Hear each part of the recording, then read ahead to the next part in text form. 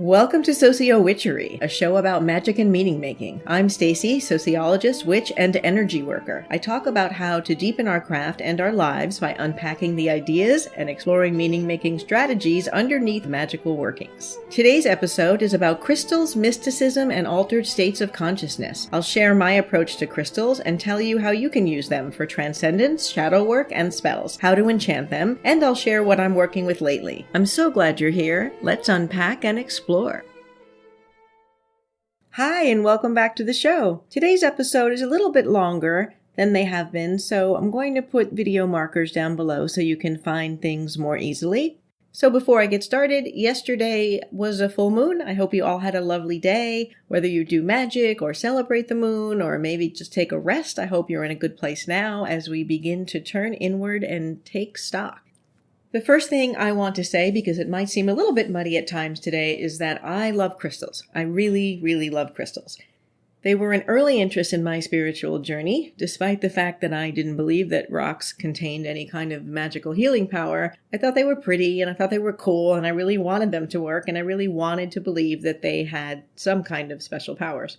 So I pursued them. And over time, I amassed quite a collection, mostly during the time when I had my Reiki business because they were tax deductible. I worked with them in Reiki sessions with other people and during my own Reiki sessions, and I understood them as a tool to enhance or amplify energy work. I didn't think about them as magic or witchy, and I didn't actually know that people did. But I believe that because they vibrate at particular frequencies, they amplified energy work on certain areas of the body and that helped people. I had no idea whether it was true, but that was the discourse and I went with it.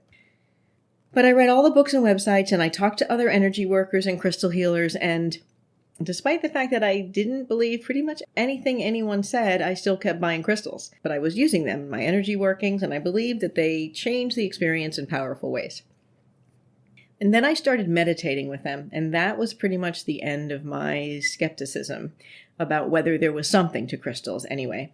So I'm going to talk about a lot of things today, but my focus is really on crystals and mysticism, and on the extent to which crystal witchcraft is at its best, at its most potent and powerful when it's grounded in mysticism. This actually emerges from a lot of what I was talking about in episode 2 on epistemology and the senses. So if you are interested in this kind of thinking, it might be helpful to listen to that first. Not necessary, but it might be helpful.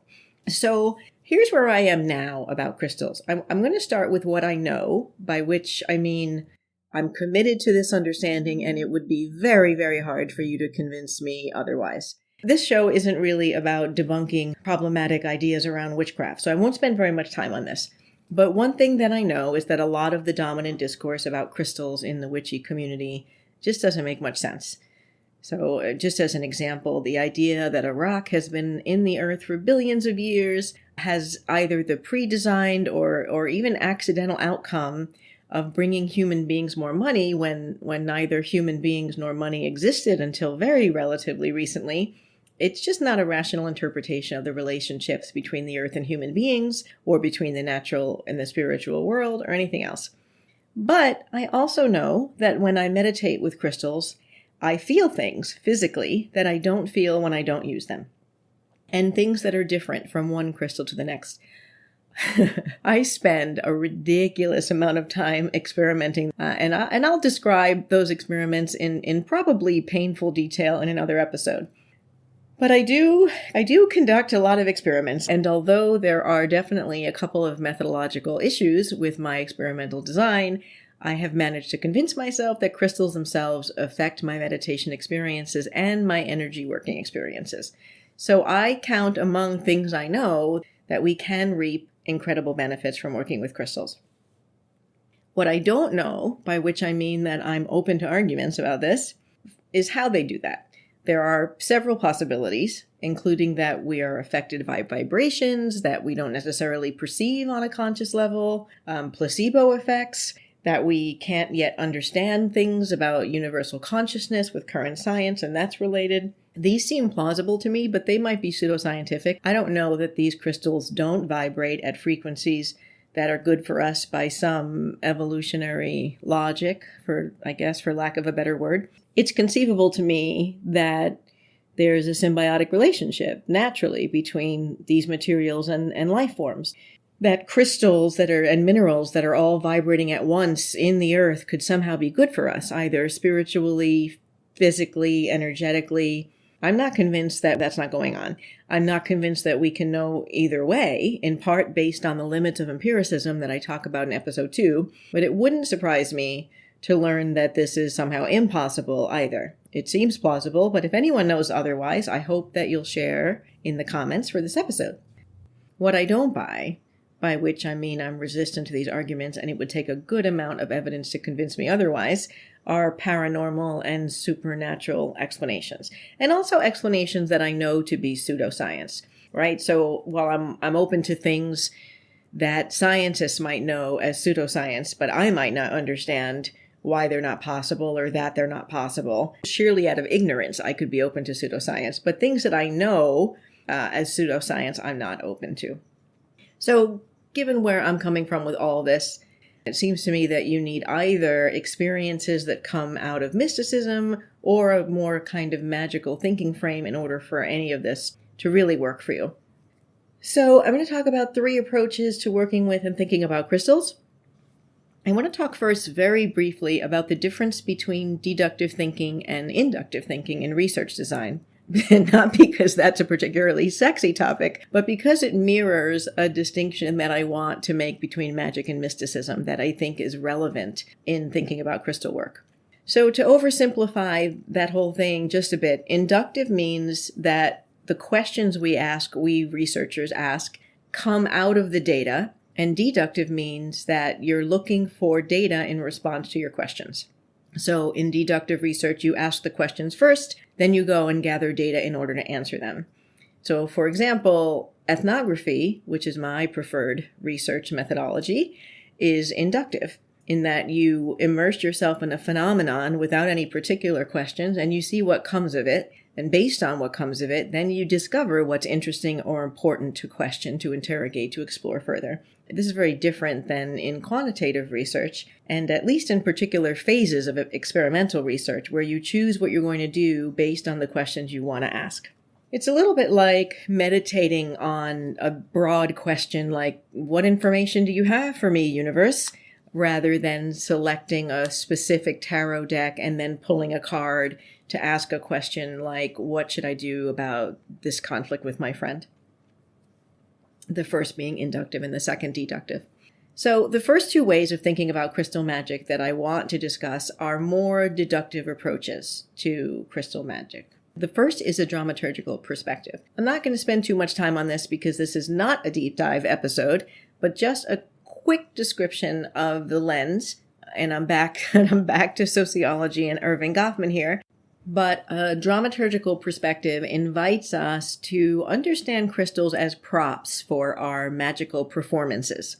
And I mean performance here, not as fakery, not as inauthentic, not as false, but as an accomplishment of reality. One of the most famous examples of thinking about performance like this is Weston Zimmerman's work on the accomplishment of gender through performing it.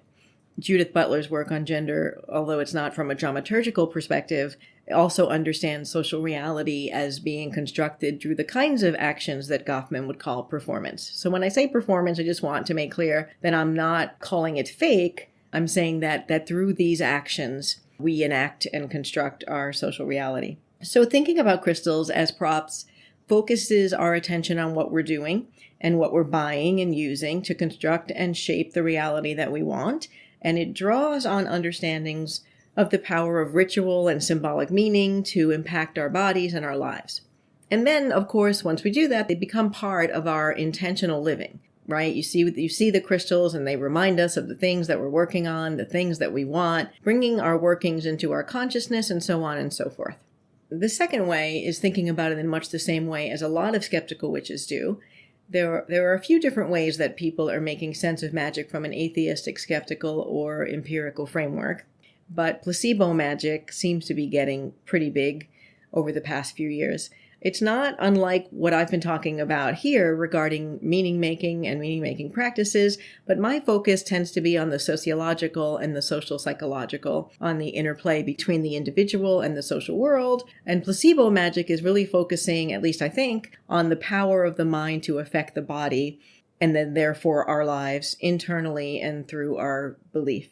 If you're remotely interested in Placebo Magick as an idea, I strongly recommend that you check out the Placebo Magick podcast, which you can find on the website link that I'll post below the video. His podcast, his name is Gary, which I just discovered on Monday, this past Monday. So it's Wednesday night. So I discovered this podcast 2 days ago, and it's fabulous. It's been going since 2018. But I'm kind of new to the podcasting world, and I just found it. He's super smart, and what he's doing is fascinating and important, because this kind of reclaiming of the idea and the phrase even, the placebo effect, in order to recognize the power of our thoughts is crucial to understanding not only how magic really works, but also in not devaluing what it actually means that the placebo effect exists and how we can harness it to our own ends. So far, I love it. I can't wait to hear more. So, thinking about things from these two perspectives, the dramaturgical, sociological perspective, and the more psychological placebo magic perspective,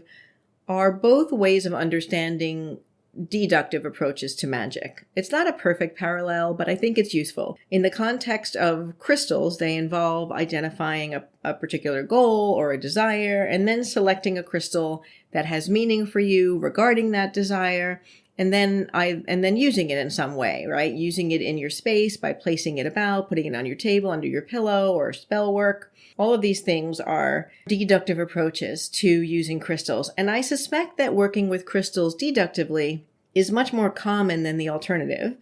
But perhaps folks will hear this and weigh in and let me know.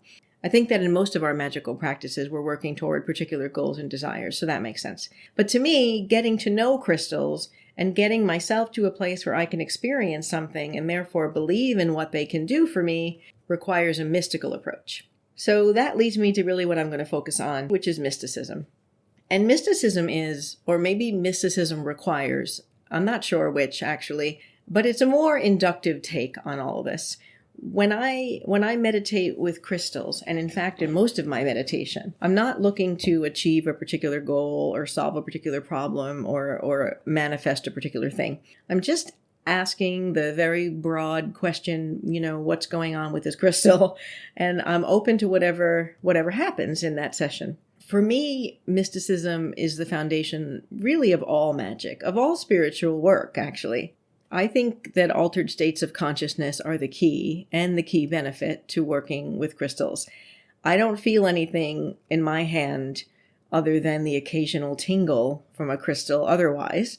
And I can't convince myself that that tingle is anything other than a physiological response to having something in my hand. Nor can I convince myself that a tingle from a rose quartz is qualitatively different than a tingle from a citrine in any ways that can't be explained by the different weights or shapes or temperatures or whatever and those interactions with my body. So I need mysticism in order to derive meaning and power and perceptiveness around these crystals. If you experience the kind of physical sensations that I'll be talking about, or third eye visions, or achieve any other mystic experiences with crystals without entering into altered states, I really hope you'll share how you do that, because that's fascinating, but also it would probably save me a lot of time. So I would love to know how that could work. But in my magical workings, where it's much more about my own meaning-making practices and psychological effects and emotional work, I use crystals more like I use other items like candles and herbs, working with correspondences and associations in my spell work, that kind of thing. But all that magic draws on what I've gained in my transcendent experiences with crystals. So at the very least, it's strengthened and rendered more potent through that more inductive and mystical approach. So I want to talk about altered states, and then altered states with crystals in particular. I first learned most of this through studying shamanic journeying, which is so powerful, and it really changed how I understand the world and consciousness and magic and pretty much everything, and it is a subject for a future episode. And in journeying, at least as I learned it, you use a particular drum rhythm, And then you use movement, dancing, whatever your body does to get into that religious ecstasy state to get where you're going, which is what I call, in any state or practice, going under. Getting into a trance state or achieving a kind of flow or a zone state, however you think about altered states, that works. Journeying is different from the kind of meditation I do, and there are so many ways to meditate, which is another subject for an upcoming episode. But both in the kind of stimuli that you use and in the experience of the non-ordinary reality, journeying is different from meditating, though I think that the more you do both, the more you can move between them to some extent. In any case, entering a trance state is the core of most divination and mystical practices, and we can enter that altered state of consciousness in a range of sensory ways. There's auditory stimuli, right? So people use music and chanting and singing bells. There's visual stimuli, like staring into flames and psychedelic hypnotic patterns and light reflections and crystal balls and the movement of a pendulum. And there's physical stimuli, breath work and movement and dance and drumming. But also there's the physical aspects of audio stimuli. There's binaural beats and drums that we're aware that we can feel in our bodies, right? I feel drum beats in my chest and sometimes in my head. And obviously mind-altering drugs are going to do that chemically, get people into trance states, potentially. Although I will say here, in case it spares any of you the trouble of experimentation, that for me, alcohol just lowers all my vibes and my sensitivity to them. I can't feel anything or see anything mystical if I have alcohol in my system. I can't feel the Reiki, I can't feel the crystals.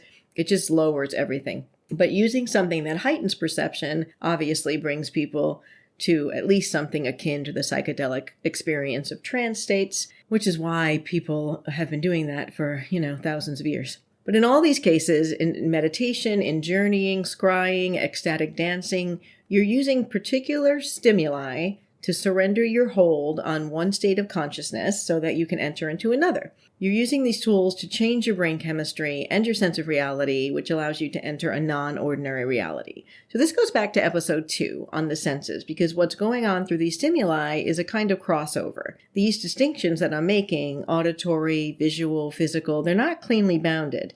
We're altering something in how our brains perceive information. The current science appears to be that we're directing blood flow from some parts of our brain to others when we enter trance states. I haven't looked very deeply into this, but if people are interested, I can link to a couple of studies. Just let me know. In any case, this seems to me to be related to the crossovers among our senses that we miss in our everyday experience of consciousness. The internal waves that we feel in our body when we've been staring into a fire, or sometimes the lightheadedness that we can experience through breath work, or the feelings of electric charge that we feel in our muscles that we can get through chanting, and so on. So what all this has to do with crystals is this. In my experience, crystals can be used as physical stimuli to assist in entering into altered states. And in other states of consciousness, they can be very powerful vehicles for all sorts of magical and mystical work. For me, crystals, not all of them, but a lot of them, function as a kind of accelerant to achieving an altered state. In other words, I can go under faster when I use crystals. And we know that in altered states, we can perceive things and in ways that we cannot normally. When we sit in stillness, right? Like when you first start meditating, or even when you're not meditating and you're just learning to be mindful, when you sit in stillness for long enough, suddenly you can hear sounds that you couldn't hear before, right? And the visions and insights that people have in various kinds of meditation. And of course, the experiences of shamanic journeying, if you've ever done that or read accounts of that, there's really no debate that in altered states, we can perceive things differently. So in working with crystals, we can become more perceptive to this. We can get attuned to these vibrations or the electric charge or whatever it is physically that crystals actually do have.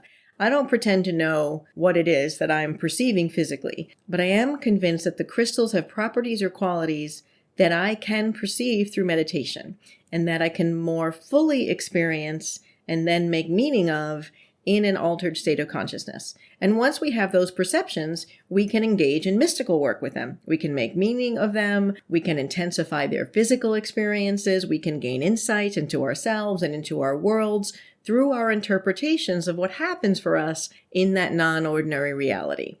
we're using initial physical stimuli to take vibrations that were previously imperceptible and render them perceptible through altering the processes or the chemistry or the blood flow or whatever in our brains, and then engaging in a mystical, imaginative process that can generate profound and powerful experiences.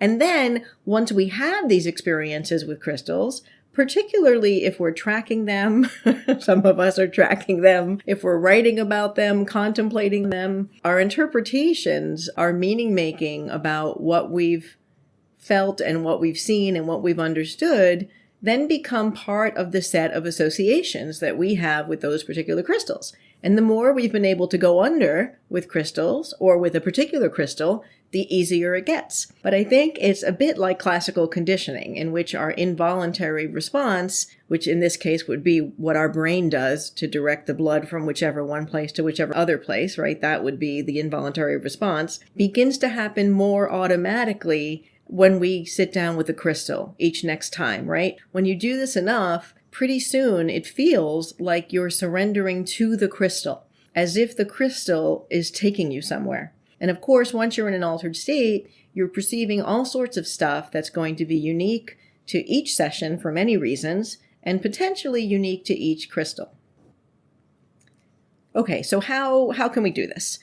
For those of you who like brass tacks examples, or who are wondering what this might look like, I'm just going to give you an overview of how I do crystal meditations, which I do for mysticism and transcendence, for shadow work, and also as experiments to figure out what's really going on with these things.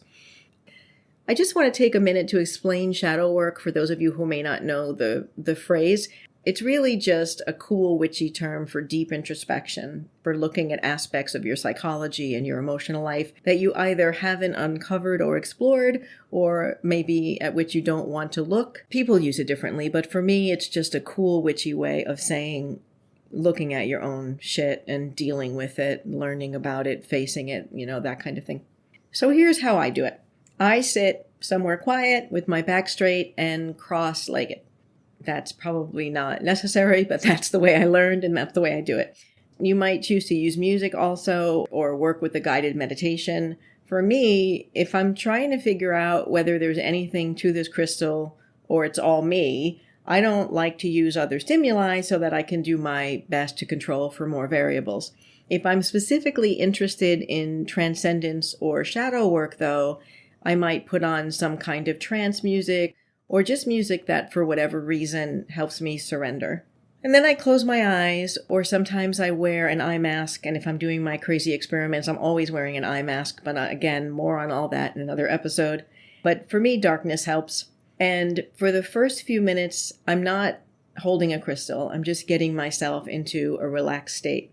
Now, as you probably know, there are several different approaches and traditions to meditation, and I do different things toward different ends. With crystals, I'm usually pretty excited, so I tend to take a focused meditation approach in these. I focus on my breath, and what that means is not to breathe in any particular way, but to direct my attention to what my breath feels like as I'm breathing. And just for those of you who may be newer to meditation or who might like another take on it, I'm just going to digress a minute and just talk a little bit about that, because it takes practice. And focusing on your breath, it's difficult for people, especially when they're new to meditation, to focus on your breath without changing how you're breathing. So that's point one. The idea is not to take deep breaths. The idea is just to observe it, to pay attention to it, right? The thing is, because feeling your breath, really feeling what it feels like to breathe, takes so much awareness. And so you can't really do anything else when you're focusing on your breath, which is exactly how it works to quiet the mind, because you're focusing on this one thing. It's how most of the forms of meditation work, although some traditions don't understand it as focusing or concentrating, and there are different narratives around it. But quieting the mind is a kind of stillness which involves not being in a million places at once. So for me, when thoughts or distractions pop up, as they still do for me, and I've been meditating for a very long time, but they still happen, I visualize myself sitting on, so I picture myself sitting on the banks of a river, and then the thought, whatever I just thought or whatever I just observed that wasn't my breath, I picture that kind of bobbing in the river, and I watch it float by, and then I go back to focusing on my breath. And I just do that over and over. And I think when people get frustrated or impatient with meditation, and I was absolutely positively one of them, it's because they think that it's wrong or bad or it's not going to work to have thoughts or to lose focus. And then they get all tense and stressed and the whole thing is counterproductive. But meditation is an exercise and a practice in surrender. And it takes a while to surrender. But it's really hard to get there when you're holding on to some idea of what's supposed to happen and what it's supposed to look and feel like, because you have to surrender that too. There are a lot of resources that could be helpful if you're interested, but you haven't gotten the hang of it. I know there's about a bazillion apps out there too. But two of my favorite books on the topic are Pema Chodron's How to Meditate, and I may not be saying her name correctly, and Sam Harris's Waking Up. Although I think that the Sam Harris book has turned into some kind of digital empire around this. So I don't know what that's all about, but I'm talking about the book. Okay, in any case, I watch my thoughts float by, and I bring my awareness back to what my breathing feels like. And usually I focus in my belly, but sometimes in my throat or in my chest. And after a few minutes of this, and it takes less time with practice. It could take a long time at first and then so on. But after a little while, I feel looser, I feel more connected to the world and less in my own head. I'm starting to settle, and then I pick up a crystal. I actually do a few different types of crystal meditations, but when I'm doing what I've been talking about today, that inductive approach, I work with one crystal at a time, or one crystal bracelet. I often meditate with my crystal bracelets, but it's all one crystal in the bracelet. So I pick up the crystal and I do one of two things.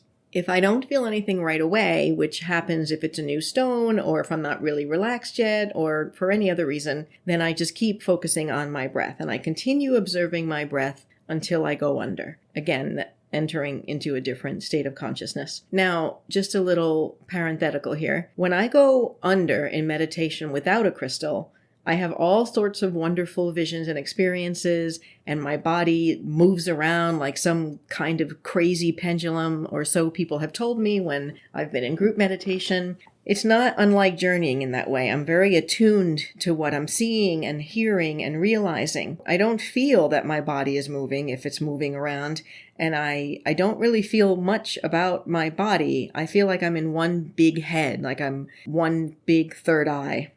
With a crystal, though, the experience for me is much more embodied. So my focus when I'm meditating, when I go under with a crystal, at least at first, is really about what's happening or what it feels like is happening in my body or to my body. Usually it's something like I'm on a magic carpet ride or a roller coaster, or often it feels like one of those gravitational rotating rides. I don't know what they're called these days, but when I was a kid, there was one called the rotor, and the floor dropped down and you stuck to the wall. I know there's one at fairs sometimes called the gravitron, but those centrifugal force ride. So sometimes it feels like that. I'm much more aware when I'm meditating with a crystal, when I've gone under with a crystal, of sensations in my body. So there's undulating waves, and sometimes they're vertical and sometimes they're horizontal. There's undulating waves, and sometimes they're vertical and sometimes they're horizontal, or there's zaps or sparks, or feeling like I'm falling or being pushed down or lifted up. Sometimes I feel like I'm rocking, like I'm on a boat on the water and it's rocking, or I'm flying. So once I experience these physical sensations, I shift my awareness to the crystal itself. Now I'm on the ride at this point, the ride being the journey on which the crystal is taking me, or which it's facilitating or suggesting. How I think about all this depends on the feelings I'm having and the meanings that I'm making of these feelings and what they call up for me, what energies they bring, and how I'm responding to them emotionally and psychologically. And if I stay in the sit long enough, as opposed to if it's an experiment in which I'm really just trying to figure out whether I feel different things with different crystals, and if so, what are those differences and all of that.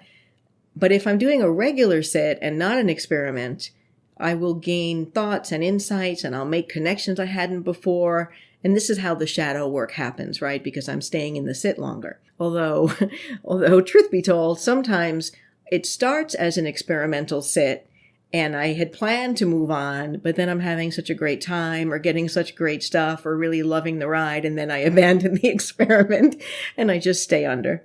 And that's that really. That's how it works.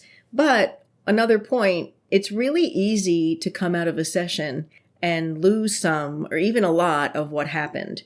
I have a couple of potential solutions to this. One is to do what I do during experimental sits and have a voice recording app running throughout your meditation so that you say out loud anything that you don't want to forget. But this, of course, fundamentally changes the experience of the sit itself, right? It fragments your consciousness and you're moving back and forth between mystical experience and rational experience, which is great and it's interesting and it's fun and it's great to do, but it's very different than full immersion.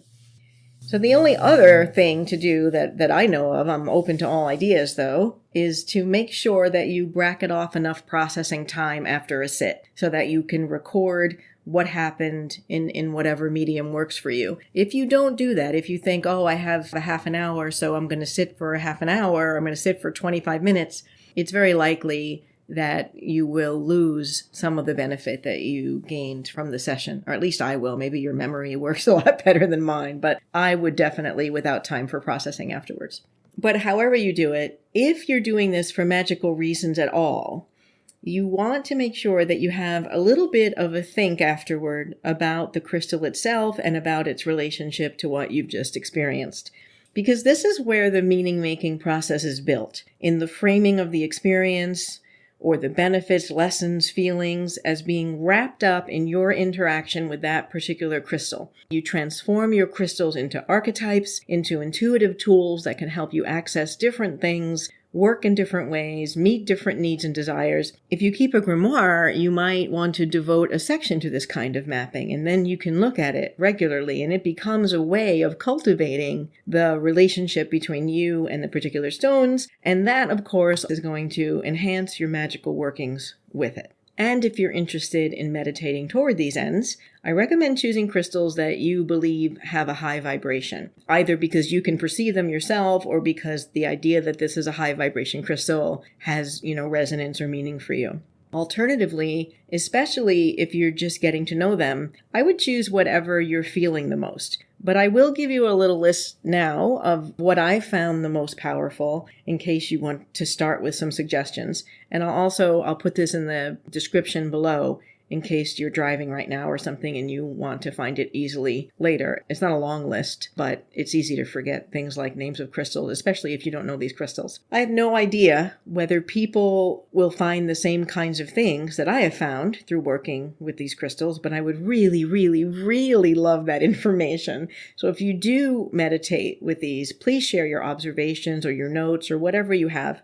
In my fantasy head, people are really interested in this question, and then we can start a Crystal of the Month club and everyone meditates with the stone and compares notes. I would love something like that. But here are my suggestions. If you're a beginner, if you haven't done crystal meditation, if you're new to either meditation or crystal or both, I would go with a quartz. I would go with amethyst or rose quartz or clear quartz. Those are understood to be vibrating at a frequency that is easier for us to perceive with some practice. They're called high vibration crystals. I don't actually know what that means with crystals. I don't know if that means they vibrate at a higher frequency or at a faster level. I don't know if any of that is true, but these have a reputation as being high vibration, and I know them to be, for myself, fairly easy to perceive with some time. For shadow work, my favorites right now are flower agate, chrysoprase, and serpentine. I know those aren't as common as the other ones I just said, but that's why those are also good for beginners because they're easily available and a lot of people have at least one of them. Okay, and then for mysticism, my favorites are labradorite, fluorite, amethyst, bloodstone, and larimar. So again, amethyst is a really common crystal, and it's wonderful for mysticism, beginner or no. So if you've got that and you don't have the other ones, you can start there. But the others are also just absolutely fantastic. Oh, the places you'll go. So the second way of working with crystals that I want to talk about is enchanting them. I've heard people call it programming, and I've also heard it called activating and even charging, which gets confusing because that's also used to mean doing the things that we do to replenish our sense of its energy. But I like enchanting because it's more magical and it makes me feel like I'm playing a fantasy RPG, and that makes me happy. But regardless of the word you choose, it's another way of cultivating a personal, intimate relationship with a crystal, with a particular crystal, or with a kind of crystal. The whole process of enchanting is a kind of psychic imprinting of the relationship between you and the crystal, of the symbolic meaning and the semiotic system in which you're using this object to work your magic. I think that probably most of what a lot of us do with crystals, setting them in the moonlight, holding them with intention, putting them in salt, can be usefully understood as part of your enchantment process. The idea behind enchantment in magical lore, of course, is that you're taking a physical object and infusing it with magical attributes, such that you're either bestowing on it new powers or new abilities, or you're increasing its ability to do something. So you likely do this all the time with various things, and probably with crystals intentionally if you work with crystals. And enchanting, of course, like all witchcraft, is a very personal ritual. It's not a one-size-fits-all thing. I recommend, though, becoming conscious, aware, intentional about what it is that you're doing that could be part of your enchantment process, and then creating one that works for you, and then keeping at least a few elements of it consistent across everything that you enchant. But you might want a particular enchantment ritual just for crystals, or perhaps just for particular purposes, for kinds of magic work or goals. But I think it's important to have just a few elements that are consistent across everything that you enchant. I think that helps to imbue the process with the enchanting meaning. In case it's useful, maybe there's a piece in my process that might be helpful for your enchanting needs. Here's how I do it. If it's a new crystal, I clean it first. I mean, literally clean it. If it has a sticker on it, and I don't know why people do that, put stickers on crystals. I just think that's awful, and I feel so bad about stickers on crystals. But if it has a sticker on it, I remove it, and then I rub off the adhesive, and I run it under cool filtered water for at least a few seconds. Now, there are crystals that you have to be careful about with water, but I run everything under cool filtered water for a few seconds. And if it's one that's sensitive to water, I just dry it really fast. Once it's clean, or if it's one that I already had and didn't need to be cleaned, I then smudge it with the intention of clearing it of negative and unwanted energies. And sometimes if I feel like it's been sitting somewhere a while, if it seems a little stagnant to me, then I might also use sound. I might play a singing bowl beside it or do a few claps around it. And then I'll use Reiki or Psycheme, but you can use any energy or any intentionality or your spirit guides, whatever frame you use to tap into whatever universal or cosmic forces that work for you. Use that to infuse it with your energy, to bring it into your magical sphere or realm, basically to make it yours, to make this all about your working relationship with it. At that point, I've sat with it for a while, and if I feel compelled to give it a night in the moonlight or on a selenite plate, then I'll do that before going any further in my enchanting process. And if I don't, I don't. All this is really about introduction. It's really about familiarization. And once it feels like I've brought it into my life, into my home, and incorporated it into my world, then it feels like it's no longer a stranger, and I can use it for particular magical purposes. So for me at this point, I would meditate with it because, again, the mystical process is how I construct the belief in this object as magical in the first place.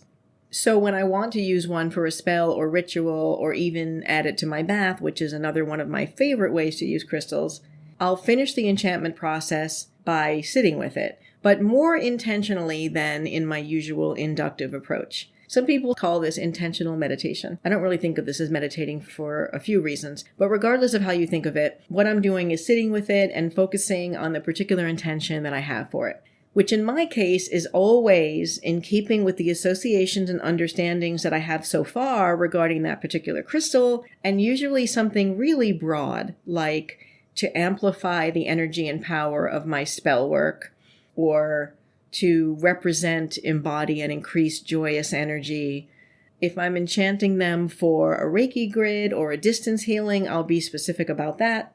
Although, brief confession, I go back and forth on crystal grids, and often I think they're a lot more trouble than they're worth. I'm still thinking on them, and I'm playing around and trying to be open, but I'll keep you posted on what happens. So at that point, after my sitting with it with intention, I consider my crystal enchanted. If I've enchanted a stone and I've finished using it that way, or I want to give it to someone, then I usually re-enchant, but just from the point of smudging. And that's that. Enchanted crystals, ready for more magic. Okay, so lastly, I want to talk about crystals and the body, just really briefly. Again, for me, the power of this comes out of the information that I've gained in meditation and the symbolic relationship that I have with the crystal. So I usually don't do this sort of thing with a crystal that I haven't worked with in meditation. But I do use crystals in deductive ways that most people like using them. And my favorite ways are in conjunction with energy work, and taking a crystal bath and wearing them. So this is probably obvious to some of you, but for others, you might be new to it. So I'll just really briefly say a couple things about this. For energy work, you can place them on your body while you're either doing energy work or a healing meditation or a sound bath. Anything you're doing where you're lying down and entering deep relaxation, you'll probably feel a difference if you add crystals. If I'm doing a full Reiki session for myself, I'll usually choose one for each chakra and put it on my body while I do the Reiki. If you're using them in the bath, and I mean literally in the tub with you, make sure that they're okay in water. Quartzes are usually fine, including amethyst, but you need to be careful with a lot of the softer stones, and also with many, although not all, that end in ITE, all the ites. Also, some stones are toxic, actually toxic to humans and to pets, so make sure that you check multiple sources for safety information before you plunk them into your bathtub. And if I'm using crystals, I don't add anything else to the bath, just water and stones. Not only because I don't know what chemical interactions might occur and might be bad for either me or for the crystals, but also because I just feel like crystals shouldn't be sitting in shea butter or bubble bath or whatever. Okay, my current favorites. The ones that I'm working with the most right now, my favorites at the moment, are flower agate, fluorite, and chrysoprase. Apparently flower agate is newly discovered, or so the story is going at the moment, and no one has a whole lot to say about it. But it's been blowing my mind for about 3 months. Maybe one of these days I'll do an episode just about flower agate. It's been incredible for me. It really has. Lots of insight, lots of transformation and personal growth, lots of figuring out my shit, really good stuff. For whatever reason, though, I'm getting a whole lot of wonderful things from all three of these stones. I'm taking some great trips in meditation and having a blast with them. I find them all to be a really wonderful blend of physical sensation and also headiness with lots and lots of insight. I'm also finding bloodstone to be really powerful for me right now, but that's a bit heavier. It's a bit heavier of an energy. It takes me to some darker places, and I need to be in the right space to sit with it for very long. I'll say too, as an aside, although I don't see this crystal around a lot, so I don't know how common it is for people to have, but just as an aside, I recently acquired a Smithsonite bracelet. It's hard to say that, a Smithsonite bracelet. I'd never worked with that stone, Smithsonite, before, but it turned up in one of my blind meditation experiments shortly after I got it. And my notes, blind meditation should have given this away, but when I'm doing my experiments, I don't know what crystals I have in my hands. And I work with bracelets that are all of the exact same size so that, I'll say more about this another time. It turned up in one of my blind meditation experiments shortly after I got it, and I select them randomly, so I did not know whether it would be there. But in my notes from that session, I said that it felt like a kitten and that I was getting all cuddly and wanting to snuggle. And I'll actually quote, I said, "It feels like a kitten, like a purring kitten, kind of cuddling. There's something that feels very loving about this bracelet. It's making me feel all cozy and loved, a really nurturing energy," end quote. And then I looked it up in Judy Hall's Crystal Bible, the first volume, and she says in there that Smithsonite is about healing the inner child and that it has an extremely gentle presence. So if you're feeling the need for that kind of nurturing, if you could use some time hanging out with a kitten as the end of Chili in Bulk draws near, you might want to sit with Smithsonite a while. It's also very pretty. Okay, those are my thoughts about crystals. If you work with crystals, I'd love to learn about your process and about what's been working for you lately, and your thoughts about all this in the comments below. Next Wednesday, it will be a little less than a week before Ostara, the spring equinox, when the day is as long as the night. I'll be talking about ways to celebrate, about the idea of balance, and sharing some observations about how the gender binary operates in some segments of our witchy worlds. I'm so glad you were here with me today, and I hope you'll join me then. Take care, everybody.